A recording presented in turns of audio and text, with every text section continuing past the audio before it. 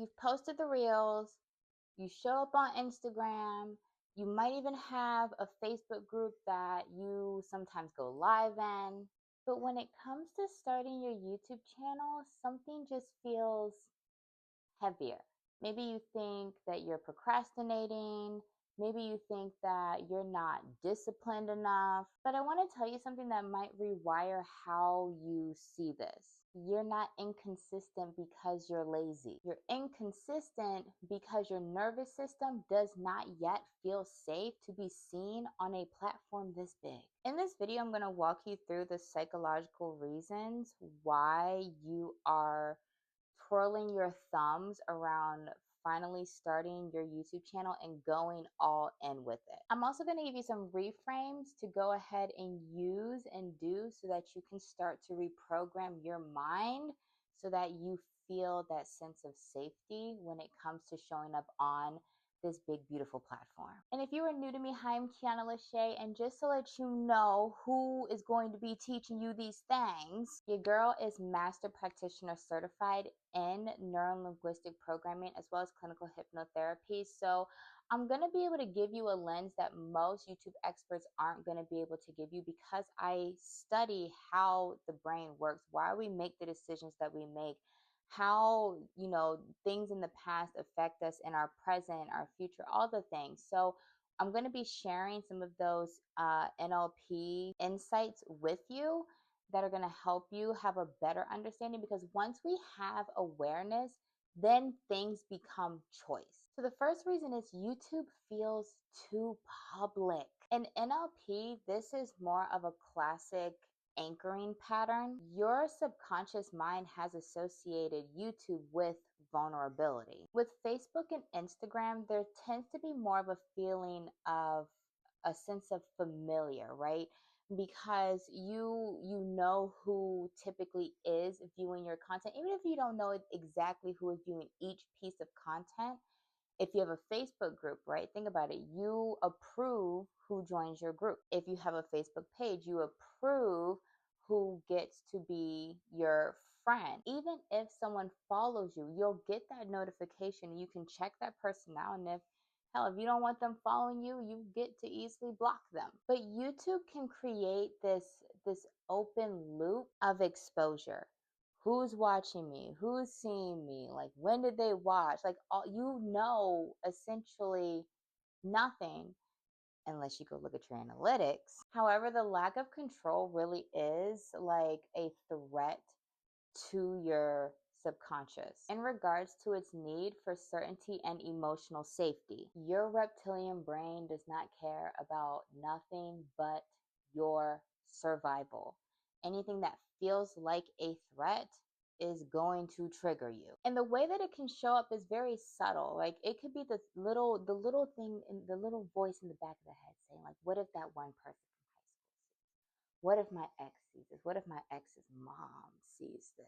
What if this video flops publicly and everybody can see that? So, you might feel comfortable or safety posting in like private groups on Facebook or private channels on Instagram because it feels like you're whispering in a safe room. Whereas on YouTube, it just feels like you're shouting on a big stage where you can barely even see the audience. It's so vast. So I want you to actually ask yourself, who am I afraid will see me succeed? Sometimes the fear isn't failure. It's being seen winning by someone you have unprocessed history with. Number two is YouTube doesn't give you immediate validation. So in NLP, we would say that this activates your feedback loop dependency. So the mind uses feedback that could be like visual, like what you're seeing, auditory, what you're hearing, kinesthetic, like what you're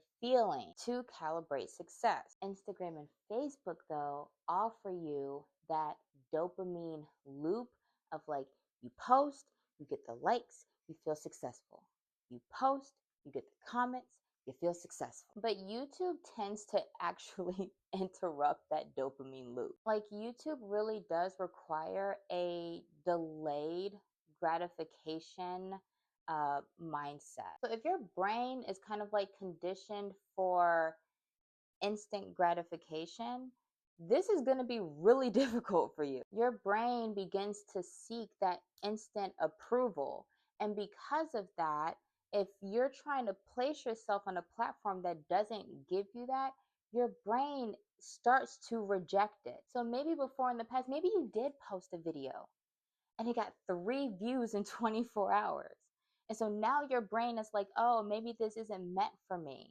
Because maybe on other platforms where you have already built your audience, Facebook, Instagram, whatever, you could post something on Facebook and have several likes within 24 hours, 10, 20, 100. And if you're used to that instant gratification on those other platforms and you try to show up on YouTube and it's not the way that you're used to receiving um, the gratification, then your brain might also say, why even try if no one's going to watch this? So what I want you to do is I want you to replace the thought of nobody saw this with this is laying bricks for my future visibility, because your nervous system actually needs a new reward. Satisfaction from taking the action, not from external applause.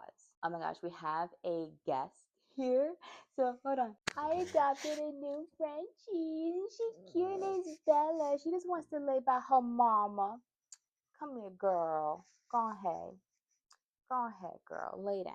There you go. You're so cute. So the third thing is that YouTube feels permanent. In NLP, we would say that this taps into temporal projection. Your subconscious can literally see the video that you create living on the platform for the next 3 years, 5 years, 10 years. But then it begins to attach these catastrophic possibilities to it. What if I change my mind? What if I get canceled? It's probably a big one. What if this version of me is so cringe in 2 years? And this creates an internal freeze. Your mind would rather not post than risk some sort of irreversible regret. And so that could even look like, let's say there's something that you want to speak about now, but then that voice in your head is like, oh, but what if I don't want to talk about this later? What if I don't believe this later? What if this is just something that is only for the now? What if someone misinterprets what I say and uses it against me later on in life? But in NLP, we would also say that this is a limiting decision. Because it's you saying, I've decided that I'm not going to make bold statements because I need to feel safe, and this does not guarantee that safety. So I want to offer you a perspective shift. I want you to tell yourself, I'm not writing my legacy, I'm documenting my evolution. But I just also want to remind you that perfection does not build trust with your audience and your ideal clients. Your growth does. Number 4 is that YouTube requires a much stronger identity commitment. So this creates a struggle between the current identity that you have and the future one that you're building. And most people who struggle or don't even start have not begun to merge the two together to create the identity of someone who says, I am a successful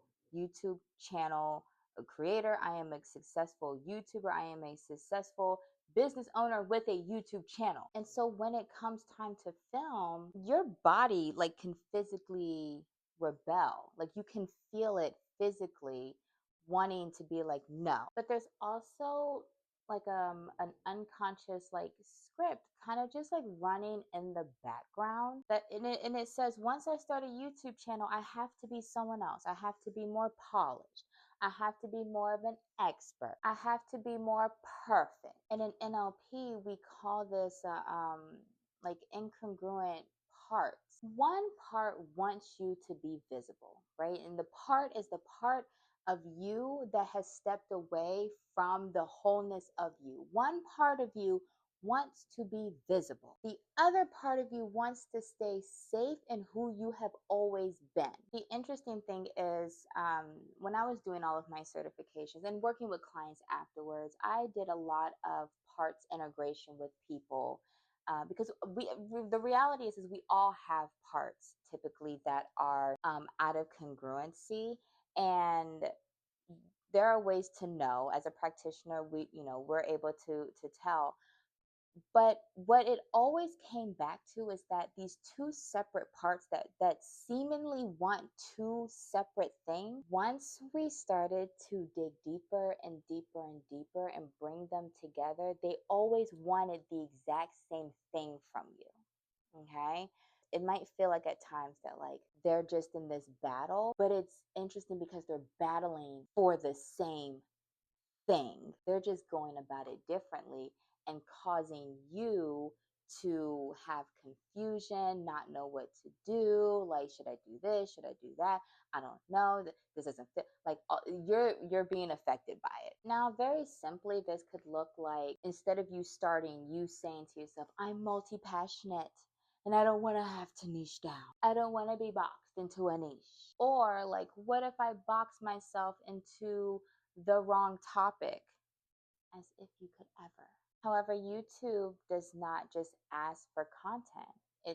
It asks for clarity. And clarity forces identity alignment. So I want you to just take a moment and repeat after me. I give myself permission to evolve as I create. I don't have to know exactly who I am. I just have to be willing to show who I am today. Good. Number 5 is that YouTube actually triggers a worthiness wound.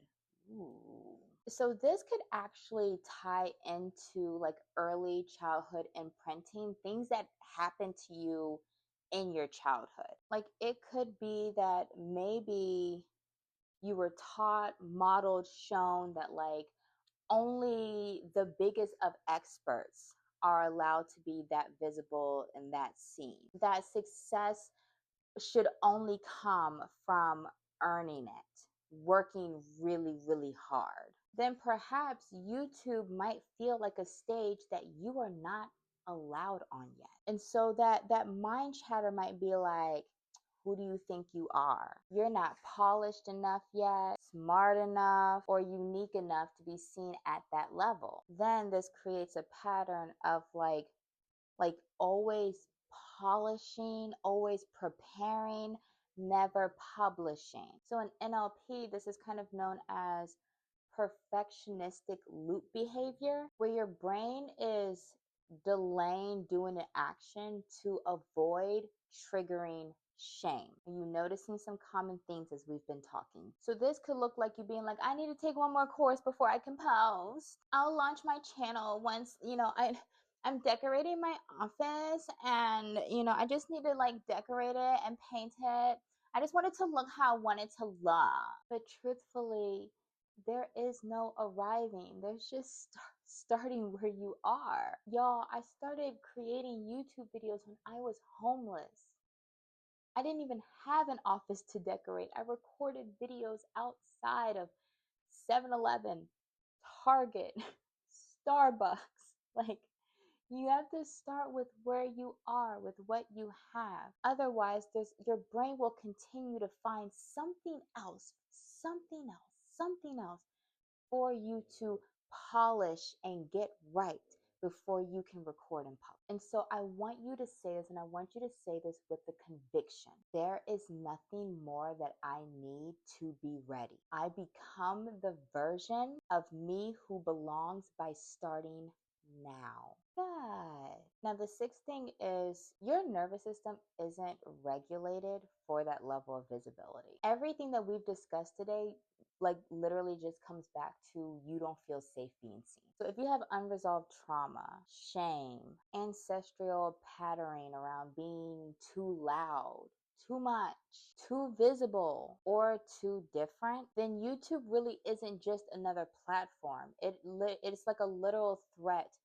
to the safety script that is running in your brain. But also, it's not just a mindset issue, it's a somatic experience. And your body will always win until you rewire the script. And so that could look like you one moment feel excited to record, but then when you sit down to do it, all of a sudden you feel anxious or you're tired or, oh my gosh, there's something I need to go do real quick. Or I've been meaning to record, but this came up, that came up. Oh, I had to do this, I had to do that.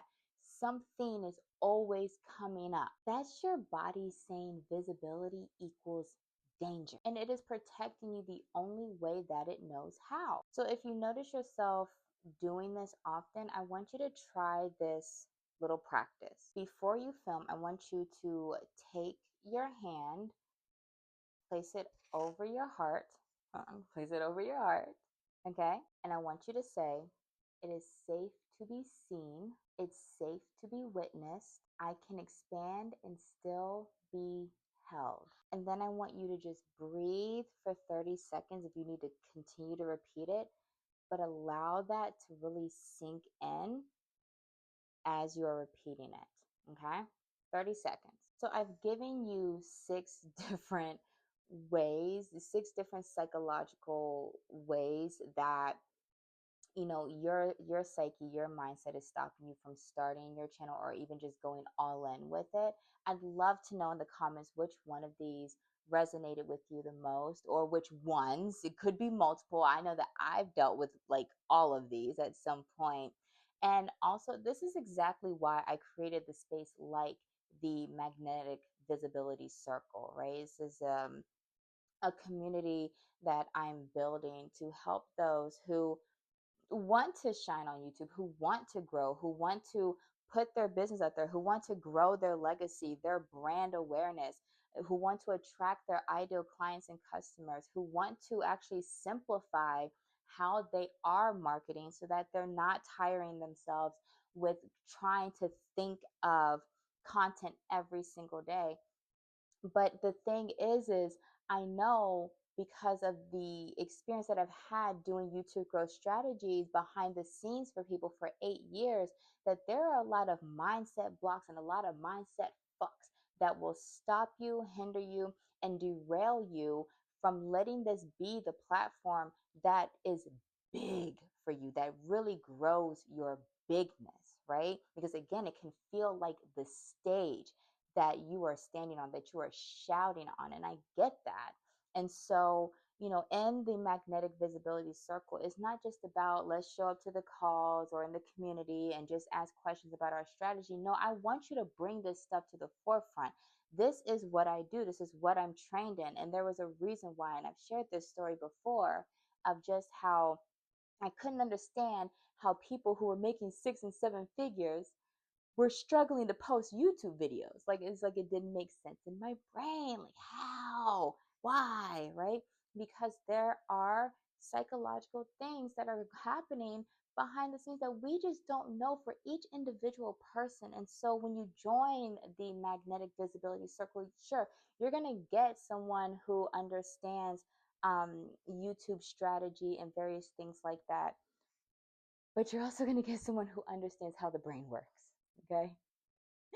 And so we can dive into those things where I'm not just going to be like, okay, well, just go make the video.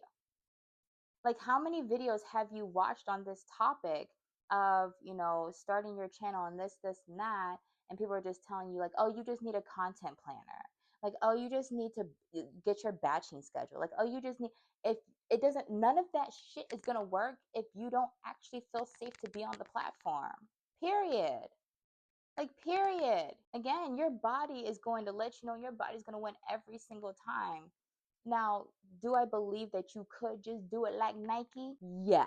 But sometimes it just isn't that easy for everybody. And so that is a big part of um, the work that I want to be able to do with people in the magnetic visibility circle. So the details to that space is below. If you have questions, please message me on Instagram and we can chat about if this is the right space for you and various other things that come up for you. I'm an open book boogie. And until then, I hope that you take every single one of these reframes. I hope you wrote them down. If you need to come back, watch this video again, put it in your saves, Share it with somebody that you know has been delaying starting their YouTube channel.